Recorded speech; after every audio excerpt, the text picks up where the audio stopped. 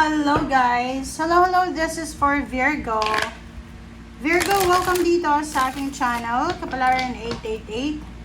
Tingnan natin Virgo kung anong messages, vibration, gabay, energy, parsing lahat. Alamin natin Virgo kung anong message ang kailangan mong malaman. This is for the collective Virgo.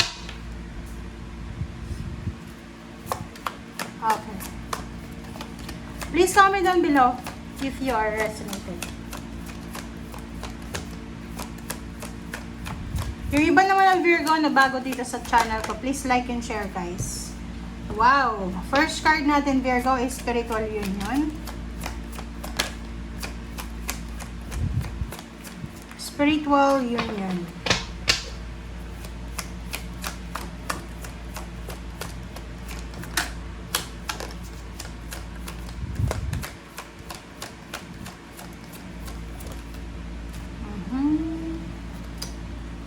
Next is Sacral Chakra, number 2, 22.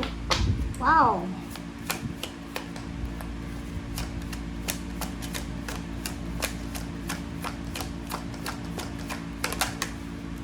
Next is Transformation. Okay guys, yung 3 cards mo, ang ganda ng barahan na to.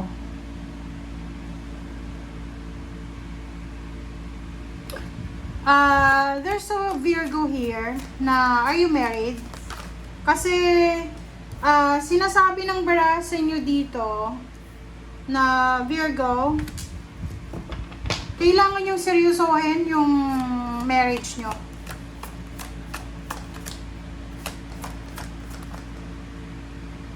Wow. Okay, please comment down below sa mga married dyan. Tingnan mo. Are you married na Virgo? Kasi kung makikita mo dito, may mga Virgo na parang yun na nga, you are discontented. Hindi ka masaya. Parang, halimbawa, may asawa ka, pwedeng tinitake for granted mo. Tinitake for granted mo yung relationship mo. Hindi ka masaya eh. Hindi ka kontento. Naboboard ka. Hindi ka masaya, hindi ka kontento, bored na bored ka sa sitwasyon mo. Okay? So, nakikita ko sa'yo dito, pwedeng may asawa ka naman, may trabaho.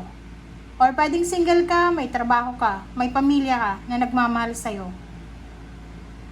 Kung single ka, may parents and siblings ka, may friends ka na trustworthy naman, may trabaho ka, siguro yung isa sa rason kung bakit hindi ka masaya, naboboard ka, is because love life yung kailangan mo. But if you're married, sabi ng bara sa'yo dito na wala kang rason para maging bored ka. Nasa long distance relationship ka ba? Kasi parang ano ka dito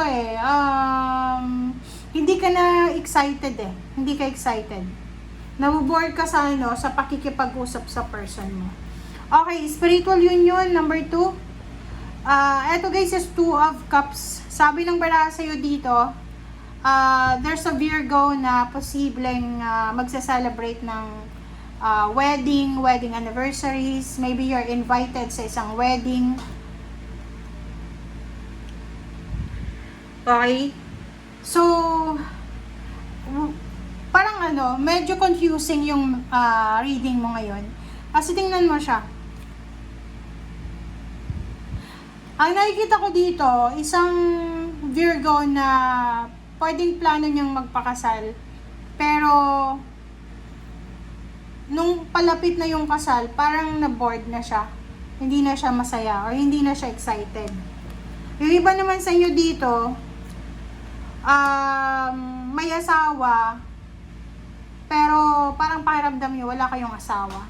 Or siguro nag-asawa ka ng maaga. So ngayon, gusto mo nang maging single. Ganun eh. Diba? How?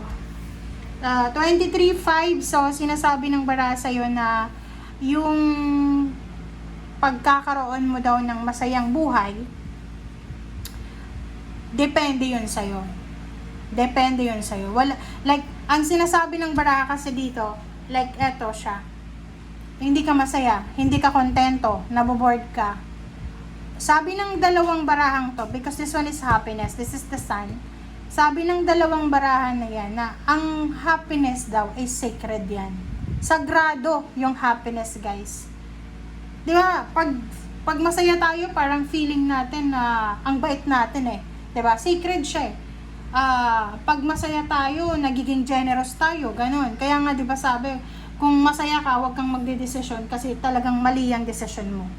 May mga masaya na namimigay ng pera. Ganun. Okay, so sabi ng baraha sa'yo dito na solar plexus chakra and sacral chakra, nakadepende daw yun sa'yo. Yung pakiramdam mo ng pagiging bored, hindi ka kontento, depende daw yun sa'yo eh. So, wala kang dapat nasisihin dyan.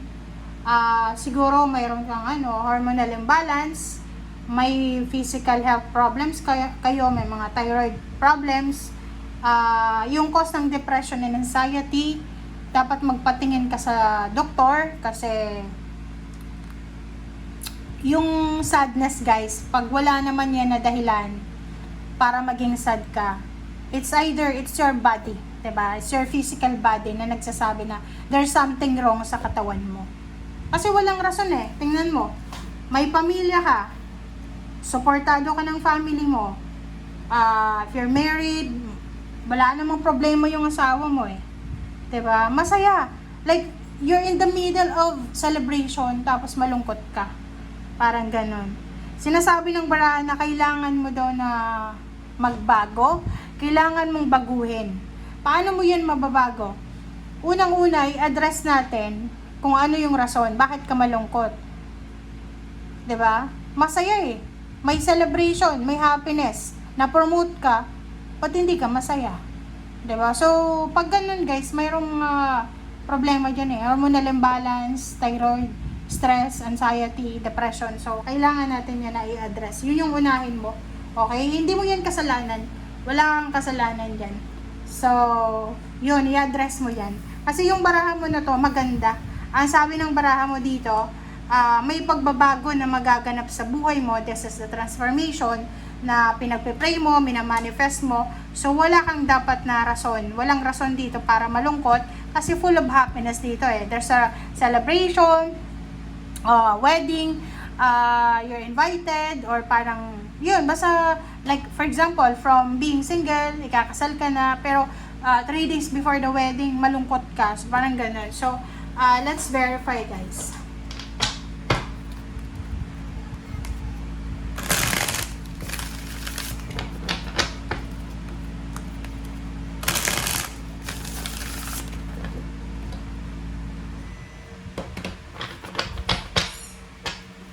Okay, tingnan natin yung sacral chakra.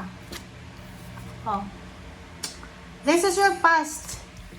Ang nakikita ko sa'yo dito, kailangan ng balance sa nakaraan mo. Parang may mga past trauma ka. Past trauma sa relationship, sa family, sa environment, sa work, or sa lugar. There's a trauma here. So, kailangan mong i-address yan, yung trauma mo na yan. Dito din, hindi ka makapagsaya eh. Yun yung rason. Isa sa mga rason dito, kung bakit, like, maraming rason para maging masaya, pero ikaw, malungkot, natatakot, nag-aalala, nangihinayang. So, yun nga sabi ko sa'yo, magpatingin kayo guys sa, una, sa doctor.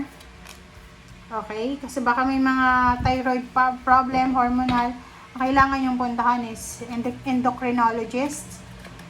Papunta muna kayo sa sa general doctor, tapos sa endocrinologist kayo pumunta kasi sila yung nagmamanage ng hormones, thyroid, parang ganon. Kasi pag alam niyo yung depression, pwede din na sa neurologist ba yon? Yung depression, anxiety, may ibang tao na sobrang nakakaranas niyan pero dinideny nila. So, in denial, hindi makakatulong yun eh. Sabi ng barahan sa'yo dito, meron naman na iba na feasible or valid yung rason kung bakit hindi sila masaya. Kasi yung iba, pwedeng ang tagal na nilang nag-aantay para sa pangarap nila pero hindi pa rin dumarating. So, which is valid naman. Pero kung wala ka naman na valid reason para malungkot, o yung parang pakiramdam mo na, alam mo yun, na wala namang rason para magalit, nagkagalit ka. Wala namang rason para umiyak ka, umiiyak ka. Pag ganun guys talaga, kailangan mo magpatingin sa doktor. Hindi mo yan magagamot mag-isa ha. Kasi minsan, kailangan mo ng ano dyan lalo kung ang hormones mo yung imbalance. Wala eh. Okay, transformation. Sabi ng bala sa'yo dito na may magbabago sa buhay mo. So, kung ano man ang pagbabago na yan, tanggapin natin yan. Huwag mong i-reject. Yun na nga, like for example, ito, pwedeng may mag-offer sa'yo, may isang tao na concern sa'yo, sasabihin sa'yo, uy Virgo, tutulungan kita, ganito, sasamahan kita. Huwag mong i-reject. Okay? Tanggapin mo kung ano man na tulong, kung ano man na advice ang ginagawa sa'yo or binibigay sa'yo. Yun, isa sa mga rason para mag-celebrate ka is yung financial happiness, yung wish fulfillment mo. Like promotion, pwedeng yung matagal mo nang minamanifest na promotion is makukuha mo na. Yung gusto mong bilhin na sasakyan, gusto mong makaipon ng pera. So, maraming rason para maging masaya. Wala dapat na puwang sa buhay mo yung kalungkutan. Okay? And last card natin is Death card. So, yun. Sabi ng bara sa'yo dito na may kailangan daw na matapos para makapagsimula. Okay? So, hindi ko alam kung ano yung message na yan sa'yo sa Death card. Kasi, in general naman yung Death card pwedeng may kailangan kang tapusin na trabaho para makapagsimula ka. May kailangan kang tapusin na relationship para makapagsimula ka. May plano ka na kailangan mo tapusin para makapagsimula ka. Like gusto mo makipaghiwalay, mag-divorce or separation ka muna, legal separation or annulment bago ka makapag-ganon. Okay, thank you guys for watching. Bye!